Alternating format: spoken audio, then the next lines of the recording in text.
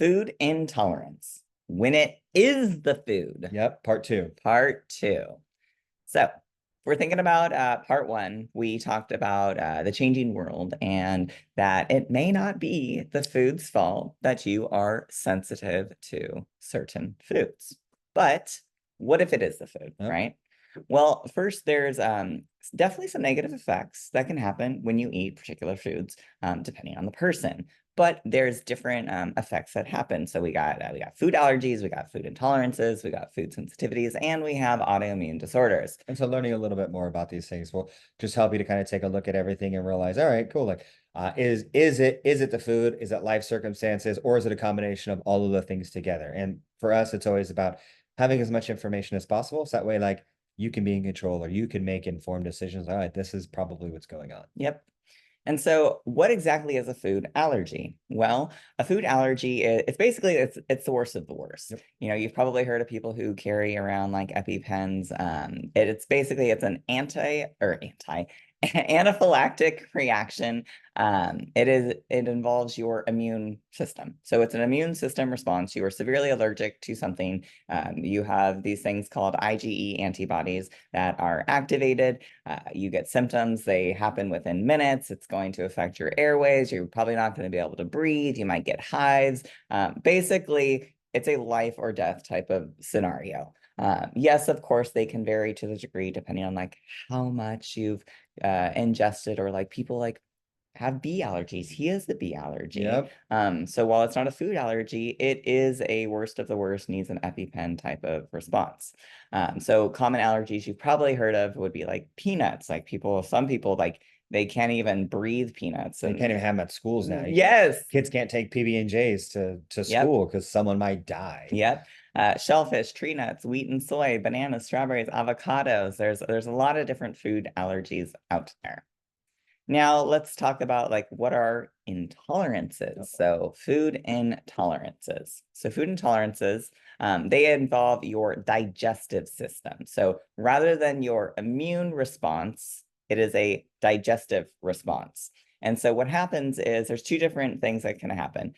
Either your body lacks an enzyme to break down a particular food, or your body has a reaction to something that's naturally occurring within certain foods. So there's chemicals within certain foods, and your body doesn't necessarily doesn't respond very well to it.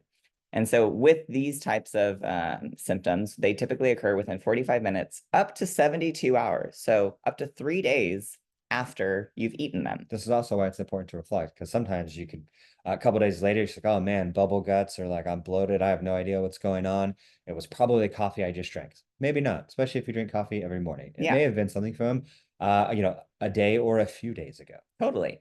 And so like food intolerances, they can vary in severity. You may be bloated, gassy, diarrhea, stomach pains. Some people even get like headaches, migraines, and nasal congestion. And a lot of that can occur when they have like a negative reaction to the chemicals within certain foods.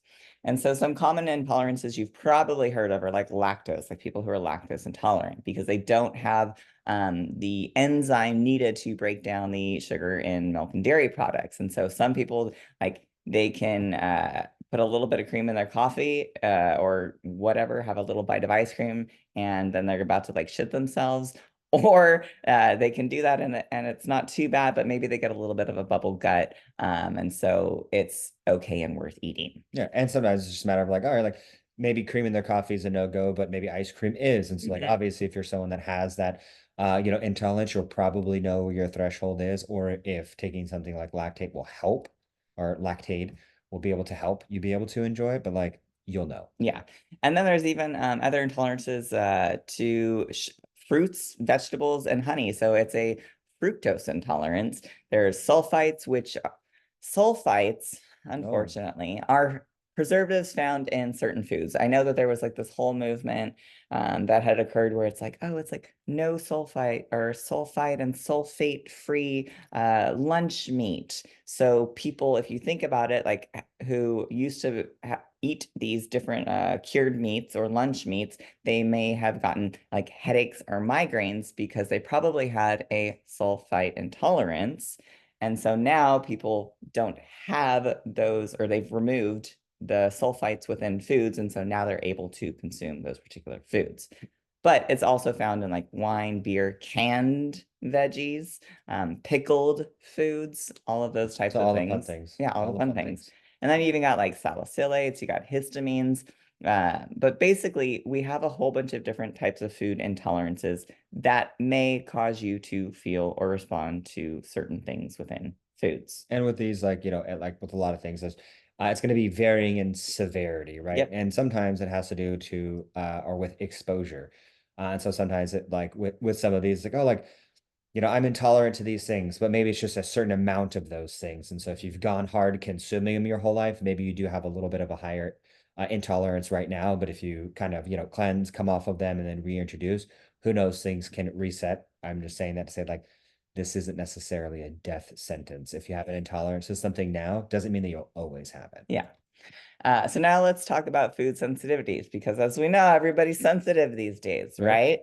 right? And so food sensitivities, it is an immune response similar to food allergies, but it's not the same severity. And it's typically thought to involve the IgG antibodies versus the IgE ones. And with these, the onset is typically 45 minutes to 72 hours. So very similar to those food tolerances. But because it involves the immune system, there can be inflammation in any organ of the body. So that means your digestive system, a thyroid, skin, your heart, like any organ. You may have headaches, you may have joint issues, you may have energy and mood changes. But once again, like all of these things vary in severity. And people who have food sensitivities, like they're typically unsure of what the cause of this sensitivity is. So some common sensitivities, and this is where you kind of hear that it's like, well, I can't eat any gluten. It's like, do you have like celiac disease, which we'll get into, or do you have a gluten sensitivity? So basically, people who are gluten sensitive, any type of consumption of gluten or like things like bread or pastas or whatever, anything that has gluten in it, Beer. a beer, they can have similar symptoms of people who have celiac disease, but they don't have any type of damage to their intestines. And once again, it varies. Some people can have a piece of bread and it's fine. Some people are like, screw you, I'm bloated and I look pregnant, right? And then there's also food sensitivities where people who consume a high amount of what are called FODMAPs. And so FODMAPs, there's varying degrees within our foods, and foods that are high in FODMAPs can be like dairy, legumes, onions, garlic, cabbage, cauliflower. So like there's higher FODMAP type of foods, and people can respond negatively to these types of foods. And that's one of the things that, like, some people are unaware of, because like a lot of, the FODMAP foods, people are like, oh, like, they're all healthy foods, Yeah. right? So that's just like, oh, I eat Brussels sprouts. I I'm eat just gonna, artichoke. I'm just gonna, Apples. Apples are great. Eat an apple a day, yeah, doctor yeah, away. I'm gonna, switch to a whole food diet. I'm gonna eat all healthy things, right? But depending on the person, you could have some sensitivities to those things, so you can experience adverse effects even when you're doing everything you can to eat Yep. all of the good things. Yep. Sugar alcohols, I know for me, like, ooh, erythritol and me do not get along, but like stevia, I could even do the other things and I'm fine with it. But like erythritol, the talls, like these, those, me and those do not get Not at along. all. Not at all.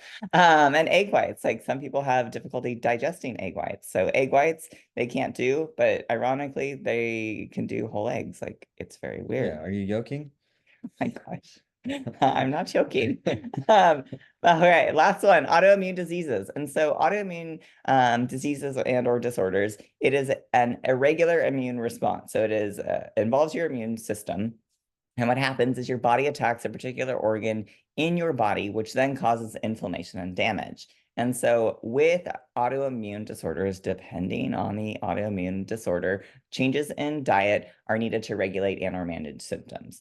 Um, but one of the common things, like especially these days, is the whole like gluten intolerance. That's very different than celiac disease. And so celiac disease, what happens is the body literally attacks the intestines. It is attacking your intestines, causing inflammation, which then causes you not to be able to absorb certain nutrients. So like it is a medical necessity that these people avoid gluten versus a convenience of like, I just don't want to feel bloated. It's Yeah. like, well, feeling bloated versus my intestines are being attacked is very different. Yes. Yeah, that was it. It's like I said, it's the difference between being uncomfortable and like actually being in danger. Yeah.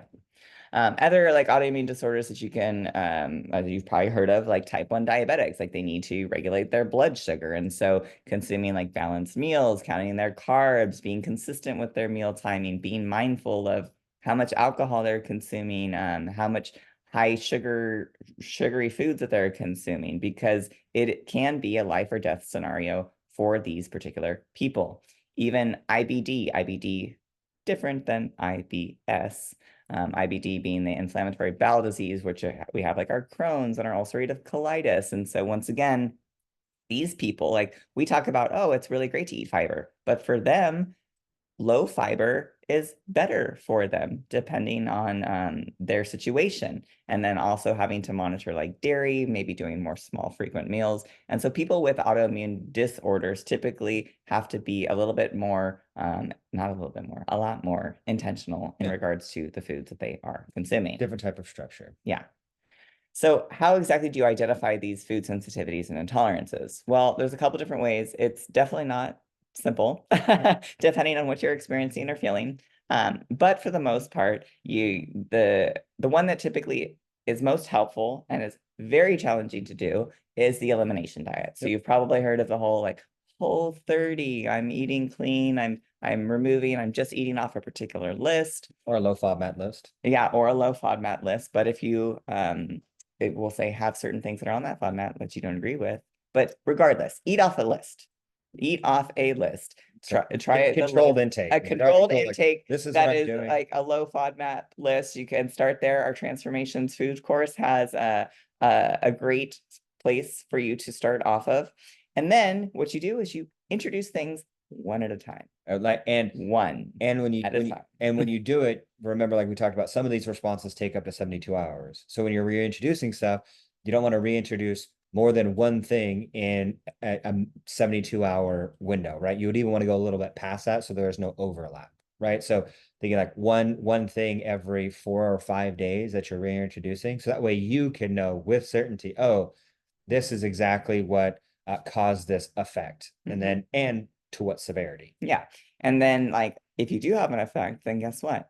You don't reintroduce anything until you no longer have effects, and then So- you reintroduce something again. Yep. So you remove it, Yeah. let those, effects subside or go away or fully pass, and then reintroduce something else and work your way down the list, which is part of the reason that that makes it so challenging, because it is a long process. If you think about how many things that you would like to reintroduce into your diet. Yeah. And then the amount and the frequency also make a difference, which we're going to get into in a moment. Yep. But a food diary, tracking your symptoms. So like you guys can use the lifestyle tracker to be able to utilize this, like making notes of like what you ate on the day, and then noting like, oh, today I felt bloated, I felt gassy or whatever. And then it can kind of help maybe help you spot like patterns Yep. in regards to things. And so it might be a little bit easier to pinpoint what is causing what. And that also helps, especially if it's something that you have a delayed response that happens a couple days later.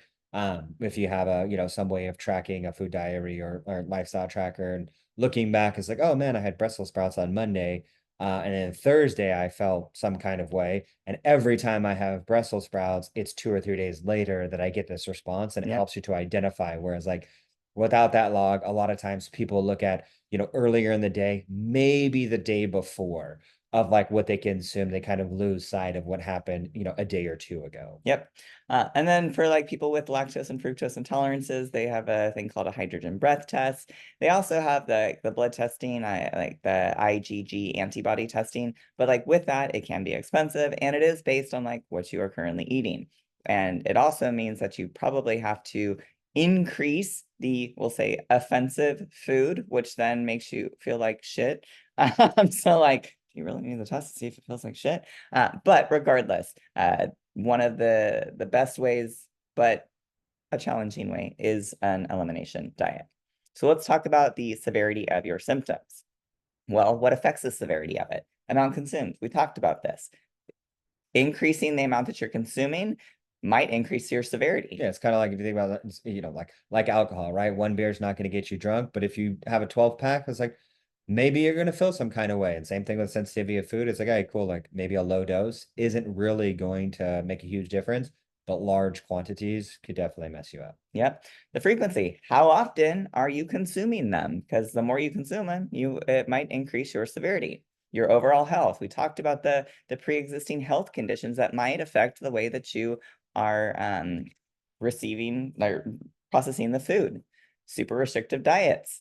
People, like, if we were to think about this, like, the people are like, oh, I'm going to do the Whole30 diet, and they're not doing it necessarily to identify food sensitivities. Yeah, They're they're doing it doing to it, drop weight. It's like, oh, yeah, I want to lose 10 pounds in 30 days, so I'm going to eat nothing but whole foods. yeah.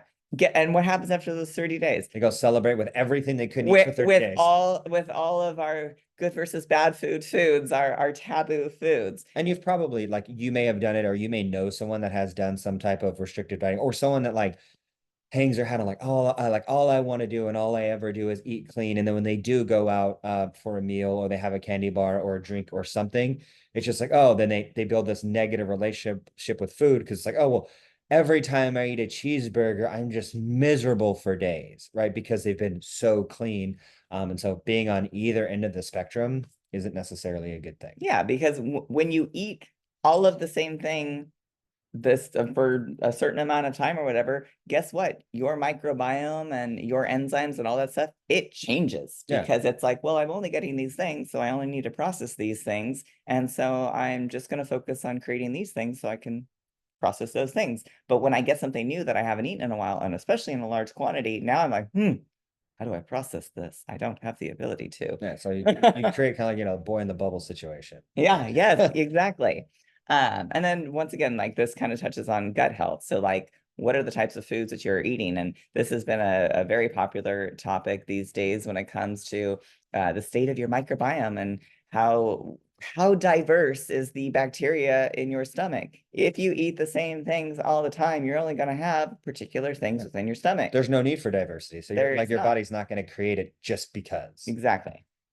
So let's talk about the compound effect. Well, compound effect. We got a pizza versus we got single ingredients. So eating these ingredients, so you got flour, you got tomato sauce, you got cheese, you got pepperoni. Well, maybe if we're thinking about like the sensitivity of reaction of things, if you eat flour or gluten on its own, you have a 5 out of 10 reaction. Maybe then you eat tomato sauce, you eat it on its own, you have a 3 out of 10. Cheese, you got a 3 out of 10. Pepperoni, you got a 2 out of 10.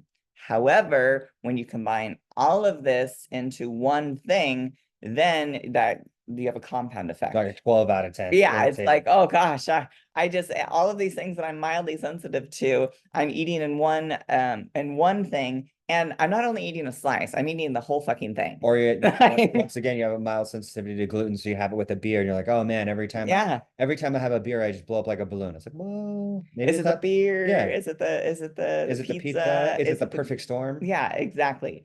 And so once again, eating all of these ingredients separately might not be a big deal. But if you eat it all at once, it's like, holy bejesus, this sucks. And you probably like have experienced it yourself, or may know someone that experienced, like, oh, like, like I do fine with cheese, or like it's okay, or like, oh, like I don't really have a problem with tomatoes. But then when they do have pizza, or they do have a specific type of burger or food, or some combination of all of these ingredients, it's like, I don't know what it is about pizza, but like it just messes me up. And like I said, it's just because you put all of these things together and you consume them at once. Yep. And so then the question becomes, it's like, is it worth it? So like, is it worth eating the pizza? Well, like sometimes it is, sometimes it isn't, and sometimes maybe never. Yep. And as we'll dive into a little bit later, sometimes it's a matter of testing. Yeah. And so like the fun thing is that you can play around with the amount and frequency of the different foods that you're consuming. And so to test this, the first thing is like, well, how much can you eat at once? Like, can you eat a small amount of this particular thing and feel okay? Not like physically, not like I can eat three pizzas. Yeah. But it's like, all right, cool. Like how much pizza should I eat, or like can I eat right now without feeling bad, right? Yeah. So it's not a challenge of like, all right, sit down and how much can you consume right Yeah. now? But with pizza, it's like, all right, like maybe you have a one slice limit, a two slice limit, a whole pizza limit. But like most people don't give themselves permission to test out what it is. Because like, all right, whenever I have pizza, I am gonna have half of pizza. Yeah. It's like, all right, like maybe take it down a slice or two and see how you're affected. Yeah. And then like how often can you eat it? So like can you eat it one time a week and you feel okay? Can you eat it two times a week and you feel okay? Or vice versa, maybe one time a week and you're like, fuck you, I can't eat this at all. It is not worth it. Or one time a week you can, and maybe you do have adverse effects, but it is worth it because maybe the effects aren't like super horrible. And then asking yourself like, is there any alternatives? So maybe like, okay, I can't do pizza on sourdough crust, but I can do the popular cauliflower pizza. And my sensitivity to cauliflower is okay, so I can eat that without any adverse effects or whatever. And so that actually might be more enjoyable for you because you're able to eat your pizza without the adverse effects. So it all just depends because maybe it's not like the real thing, but if it's close enough and you get to enjoy it without the negative side effects, then it's like, all right, that's the best win-win situation, right? Yep. But only you'll know that because sometimes like there's certain people, it's like, oh, like I know plenty of Italian people. It's like unless it's real Oh, fresh pasta, it's not even worth it. Get out of here, yeah. Well, right? So and then you with that like real quick tangent, like with that, you even hear the whole, well, when I'm in Europe, I can eat bread and pasta without any problems. So two food for thoughts on that is uh-oh. like, A, is it because you have less stress in your life Oh, maybe. because you're in Europe and so you're able to Relax. tolerate and relax food and like experience them differently? Or like maybe it is like preservatives or certain things or the way in which they are prepared. There's a lot of factors on that. Yep. So is it the food or is it the way that you're receiving everything? Yep. Um, but different time in your life. So we kind of touched upon this before. So like with that whole body spectrum, like if you are currently a type 2 diabetic, like probably having a high amount of sugar in your body is probably not the best Yeah. for A you. whole cake for breakfast. Yeah, Maybe not a smart yeah. move. But as you start to change your body composition over time, you start to shred fat, all of these different things, you start to become more active. Your body can tolerate things vastly different. And so when you maybe at first couldn't eat cake for breakfast, and maybe now you're like, I want a piece of cake for breakfast, and you don't have any adverse effects. Like anything is relatively possible, Yep. unless you have some type of like, we'll say once again, the a medical necessity like the autoimmune disorders that probably won't have any changes within you. But food for thought, as you change your body for the better or the worse, how you handle foods can change. Yep. So And I'm sure once again, you've all experienced this where it's like, oh, like at one time in your life, you used to be able to do this or you used to be able to do that. And now you just can't handle it or like whatever. And so it's like, all right, cool. Like realize you're in a different, phase or chapter of your life. And so a different approach is needed. Doesn't mean that that's going to be the approach that is best long term or for the rest of your life. It's just know that like things are always changing. yep.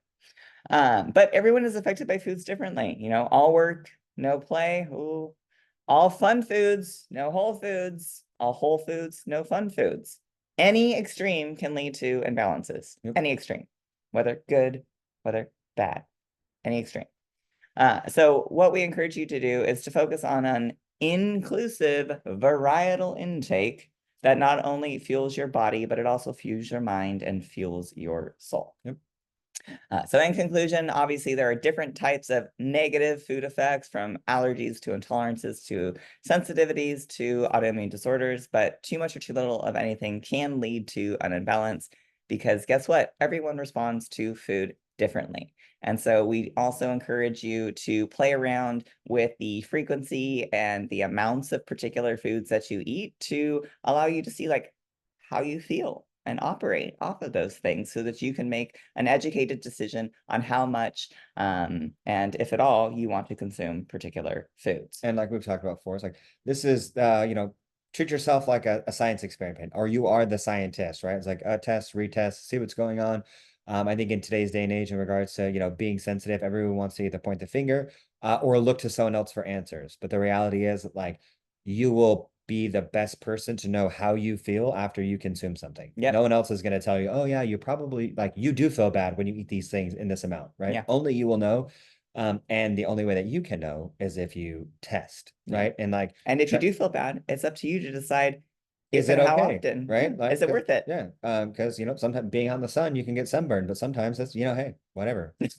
I enjoy it, right? And so like it allows you to be able to make informed decisions, and it just kind of removes any insecurities that you may have and helps to build confidence of like, hey, this is what works for me. Yep.